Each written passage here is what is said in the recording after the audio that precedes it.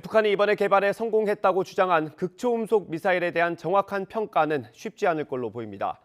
북한이 비행 궤적을 공개하면서 과장됐다는 우리 군의 판단을 반박한 데 이어 앞으로 더 이상 시험 발사는 하지 않겠다고 밝힘에 따라 정밀 분석도 제한될 걸로 관측됩니다. 김문경 기자의 보도입니다. 북한이 지난 5일 발사한 미사일과 그제 발사한 미사일입니다.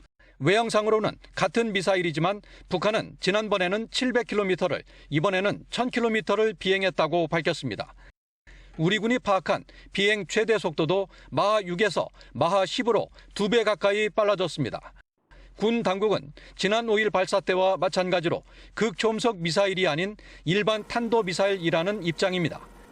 비행 거리는 북한의 주장과 달리 700km 이상이라고 두루뭉술하게 밝혔는데 일각에선 낙하 지점이나 적어도 선의 기동을 정확하게 포착하지 못한 게 아니냐는 지적이 나옵니다. 반면 북한은 지난번과는 달리 비행 궤적을 모두 공개하며 자신감을 드러냈습니다. 극초음속 미사일이 과장됐다는 우리 군의 판단을 반박하며 기술력을 과시한 것으로 보입니다.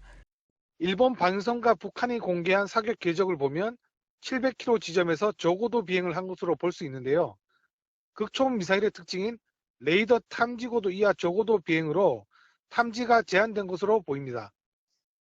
군은 여전히 정밀 분석 중이라고 밝혔지만 더 이상 시험 발사 장면을 볼 수 없게 됐습니다.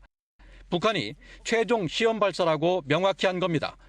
이에 따라 극초음속 미사일 개발의 성공 여부는 미궁에 빠질 가능성이 높지만 북한의 주장대로 개발이 완료됐다면 심각한 안보 위협이 될 수 있습니다. 요격을 피할 수 있는 선의 기동을 240km 정도 한다면 현재의 미사일 방어망이 무력화될 수 있기 때문입니다.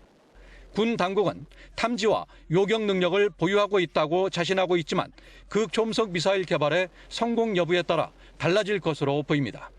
YTN 김문경입니다.